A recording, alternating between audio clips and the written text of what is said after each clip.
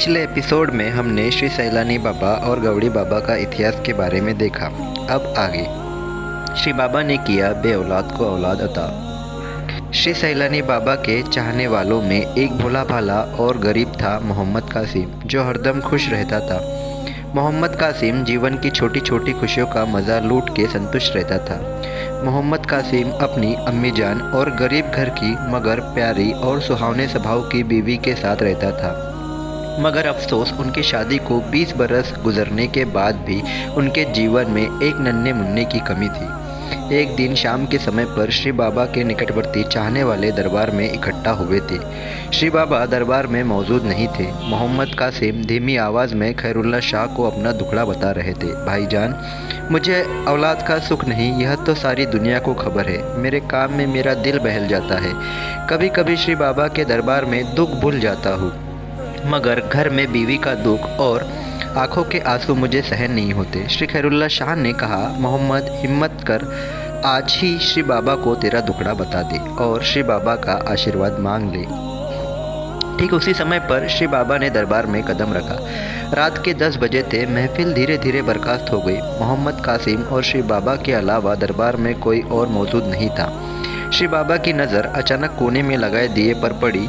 दिए का तेल कम होने के कारण बाती बुझने लगी थी। मोहम्मद कासिम ने यह बात श्री बाबा को बताई। इस पर श्री बाबा ने मटके का थोड़ा पानी दिए में डालने का हुक्म दिया। मोहम्मद कासिम ने तुरंत ही श्री बाबा की आज्ञा का पालन किया और मटके का पानी डालते ही दिया यकायक बुझ गया और दरबार में अंधेरा छा गया। अंधेरे में ही दिया जलाने का हुक्म श्री बाबा ने दिया। दिया जलते ही दरबार जगमगाने लगा। श्री बाबा के साथ अकेला होने के बावजूद मोहम्मद कासिम अपनी दर्द भरी कहानी सुनाने की हिम्मत जुटा नहीं पाया। लगभग एक हफ्ते के बाद शाम ढलने पर मोहम्मद कासिम श्री सैलानी दरबार में पेश हुआ। श्री बाबा के साथ खैरुल्ला शाह के सिवा दरबार में कोई नहीं था। बड़ी हिम्मत करके मोहम्मद कासिम ने अपनी दुख भरी कहानी आंसू भरी आंखों से श्री बाबा को बयान की। इस पर श्री बाबा ने कहा, अरे पगले, रोता क्यों है? मैंने कई बार तुम्हें जो चाहे वह मांग लो ऐसा कहा था, मगर तुमने अपनी चुप्पी कभी नहीं छोड़ी। जिस दिन मैंने बुझते दिए को जलाने को कहा, उसी दिन मैंने आशीर्वचन दे दिया है।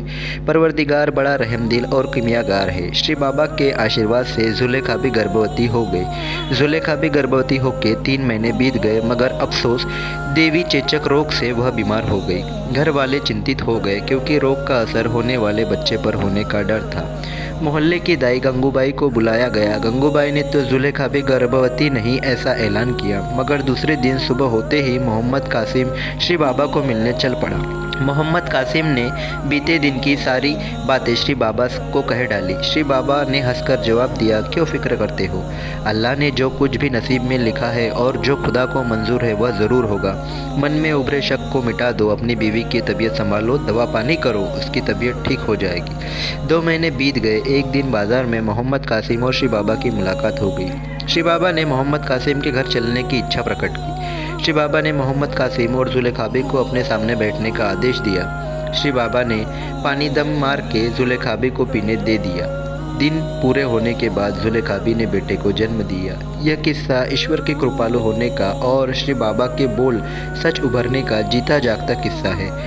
बेटा पैदा होने की खुशी में मोहम्मद कासिम ने श्री बाबा दरबार के दोस्त लोग, रिश्तेदार और पड़ोसियों को खास खाने की दावत का न्योता दिया और बच्चे का नाम रखा गया चिरागुद्दीन।